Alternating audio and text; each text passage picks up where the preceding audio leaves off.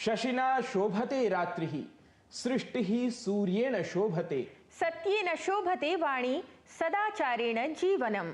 अयि सत्यवादिनः सदाचारिणः च संस्कृताः दर्शकाः वार्तावल्याः एतस्मिन् अभिनवे 88+400तमे अंके तत्र भवतां समेषामपि प्रणतिपूर्वकम् अभिवादनं करोमि।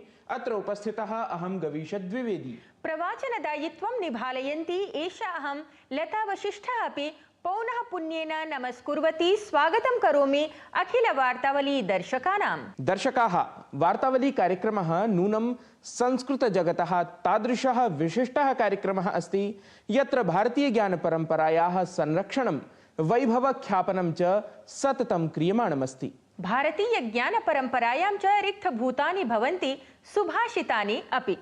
छन्दोबद्धानि एतानि सुभाषितानि जीवनस्य विविधपक्षीयं ज्ञानम् अस्मभ्यं प्रयच्छन्ति। सत्यमेव। तावत् वार्तावली प्रस्तुतिक्रमे सर्वप्रथमं प्रदर्शयामः एतदङ्कीयं सुभाषितम्, अथ जानीमः तद्भावं हिन्द्याङ्ग्लभाषाभ्याम्। सुदुर्बलं नावजानाति कञ्चित् युक्तो रिपुं सेवते बुद्धिपूर्वं न विग्रहं रोचयते बलस्थैः काले च यो विक्रमते स धीरः।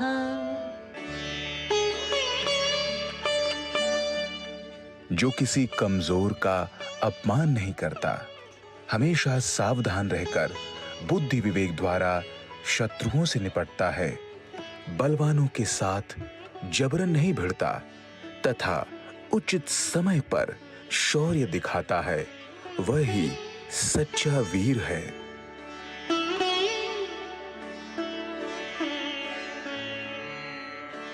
He who does not insult the weak always remains cautious and deals with his enemies with wisdom and discretion, does not forcefully fight with the strong and shows bravery at the right time, is a true hero.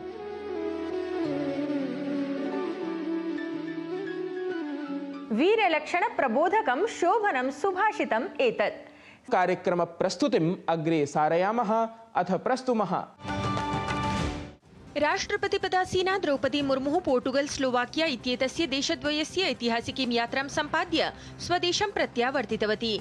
प्रायः दशकत्रयस्य अनन्तरं देशद्वयस्य यात्रावधौ भारतस्य राष्ट्रपतिः राष्ट्राध्यक्षद्वयं सम्मिल्य अनेकेषु कार्यक्रमेषु अपि सहभागितां समाचरितवती। प्रधानमंत्री नरेंद्र मोदी मध्यप्रदेशे स्थिते आध्यात्मिकतायाः बृहत्तम केन्द्रे श्री आनंदपुर धाम मंदिर इत्यत्र पूजनं विधाय मन्दिरपरिसरस्य सभ्रमणं दर्शनं कृतवान्। अत्रान्तरे विशाल जनसमूहं सम्बोधयन् प्रधानमंत्री मोदी प्रतिपादितवान् यत् भारतं ऋषिमनीषिणां सत्पुरुषाणां च भूमिः अस्ति। प्रधानमंत्री नरेंद्र मोदी स्वीये संसदीय क्षेत्रे वाराणसी नगरे अनेकासां विकास परियोजनानां लोकार्पणं शिलान्यासं च कृतवान्। अत्रान्तरे प्रधानमंत्री उक्तवान् यत् सबका साथ सबका विकास इत्याख्यं मन्त्रं सन्धार्य अग्रे वर्धते केन्द्रप्रशासनम्। सकल विश्वेन सममेव चीन देशे अपि योगं निध्याय महती जागरूकता समेधते। एतस्मिन् प्रसंगे शंघाई नगरे भारतस्य महावाणिज्यदूतत्वेन कार्यरतः प्रतीक माथुरः झेजियांग विश्वविद्यालयस्य डॉक्टर वांग जिचेंग इत्येतस्मै प्रधानमन्त्रिणः नरेंद्र मोदिनः विशेषपत्रं समर्पितवान्, यस्मिन् चीन देशे योगं वेदान्तं भारतीय संस्कृतिं च वर्धयितुं तदीयोत्कृष्ट प्रयासाः श्लाघिताः सन्ति। संयुक्त राज्य अमेरिकातः भारतं प्राप्तः मुम्बई आतङ्क्याक्रमणस्य षड्यन्त्रकर्ता तहव्वुर राणा इत्येषः परिपृच्छार्थं राष्ट्रिय अन्वेषणाभिकरणेन निगडितः। अभिकरणेन असौ दिल्ली स्थितस्य विशिष्टन्यायालयस्य समक्षं प्रस्तोष्यते। भारतेन क्षेत्रीय संपर्क जलावंटन प्रकरणे बांग्लादेशाय कठोर सन्देशः प्रदत्तः। एतदनु विदेश मन्त्रालयेन बांग्लादेशाय प्रदत्ता ट्रांसशिपमेंट इत्येषा सुविधा समापिता। अथ कथितं यत् तीस्ता नद्याः जलसन्धि विषये तदा एव संवादः भविष्यति यदा देशयोः मध्यगतं वातावरणम् अनुकूलं भविष्यति। अखिले अपि देशे हनुमत् प्राकट्य दिनं श्रद्धया महतोल्लासेन च परिपालितं गतम्। चैत्रमासस्य पूर्णिमायां तिथौ आविर्भूतस्य भगवतः हनुमतः बालस्वरूपस्य भक्तैः पूजा समाचरिता। अस्माकं ऋषयः अपि मनीषिणः भारतीय ज्ञान परंपरा संपोषकाः आसन्। तेषु एव कनिष्ठिकाधिष्ठितः अस्ति ऋषिः अगस्त्यः। विविध भाषा विज्ञस्य ऋषेः अगस्त्यस्य किंच विशेष रूपेण तमिल संस्कृत भाषयोः सह तदीय संबंध विषयकं महात्म्यम् अत्र जानीमः वृत्त विशेष माध्यमेन।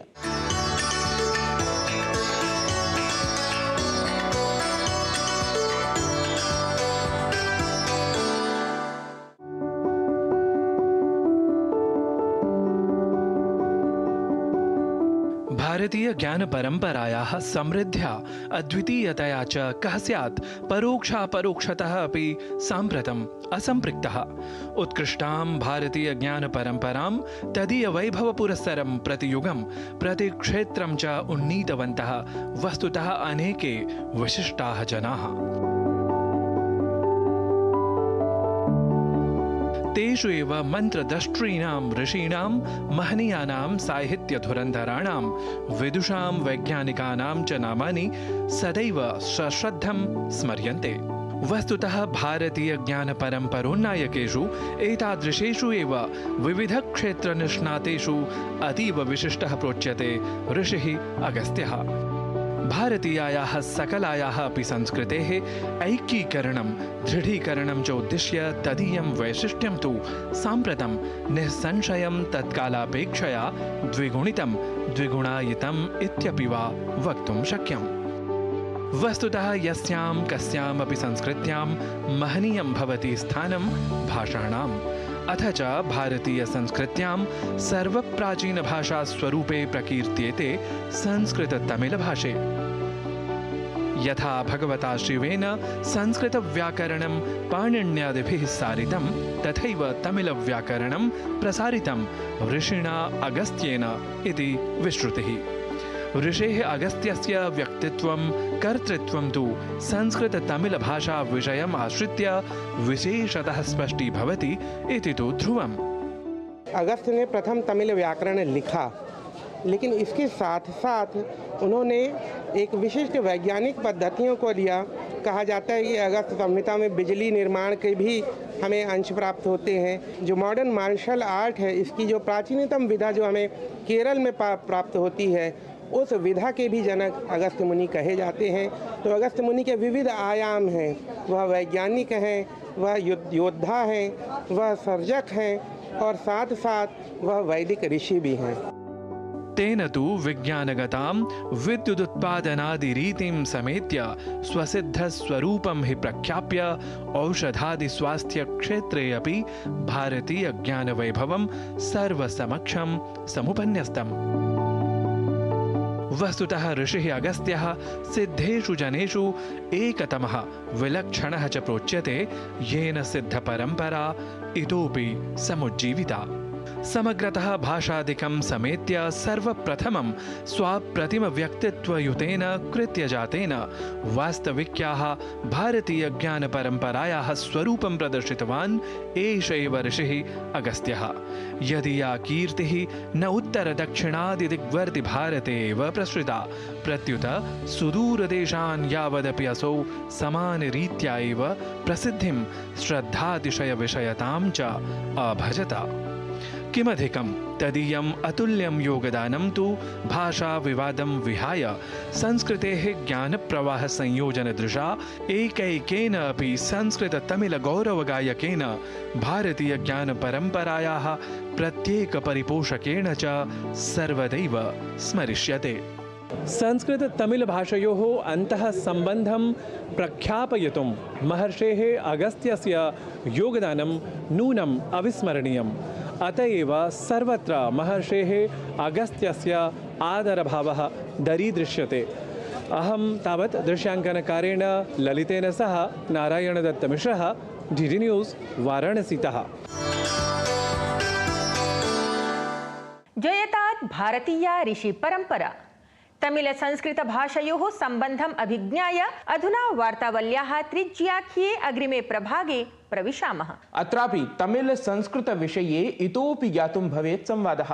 एतदर्थं विशिष्टः अस्ति अस्माकम् अद्यतनः संवादातिथिः। असौ अस्ति तमिल संस्कृत भाषयोः वेत्ता अथ सम्पूर्णानन्द संस्कृत विश्वविद्यालयीयः सहायकाचार्यः डॉक्टर के बिल्वेशवर्यः।